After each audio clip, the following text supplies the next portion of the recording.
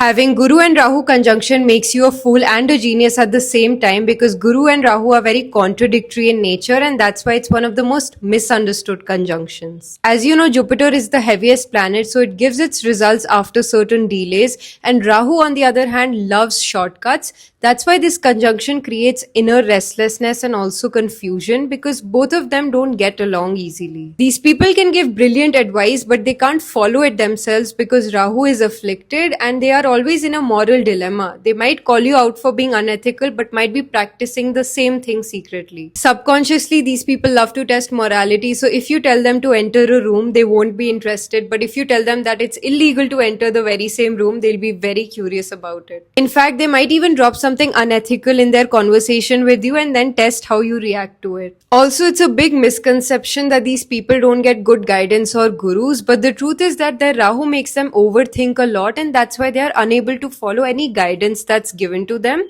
And they might even approach a lot of people for guidance because Rahu is a confused mind. So they need to know that the guidance actually lies inside of them, and all they have to do is start implementing it rather than overthinking it. But honestly, this conjunction is not so simple. You will meet at least 3 to 4 people who will act supposedly wise because Guru is older people, and they might try to manipulate you. And that's why these people have very strong opinions about certain older people who are in their life. If you go and tell these people to read the Gita, they'll actually be reading Osho instead because they're attracted to unconventional ideas, something which is abstract and also taboo topics. They're not the kind of people who'll be sitting with a traditional notebook in hand. They want good technology also. Now, Guru is also travel and Rahu is the foreign element. So these people love to travel internationally and they pick up on foreign influences very fast. Now, the most important question, Lakshita, what should I be doing? What's the remedy for this conjunction? Firstly, don't follow any generic remedy for any conjunction actually on the internet because an advanced astrologer here will always check the nakshatra for this particular conjunction.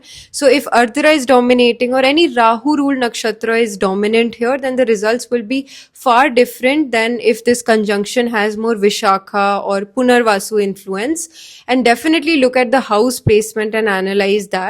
Lastly, this placement brings a lot of overthinking, and Guru is knowledge, Rahu is technology. So I've seen these people do well in market analysis, research, technology, marketing and all of that. So definitely put your thoughts, your energy, your calculations in these areas to get more benefit out of this conjunction. So let me know what strategy you've developed to make the best use out of this conjunction, and I'm here to add my insights.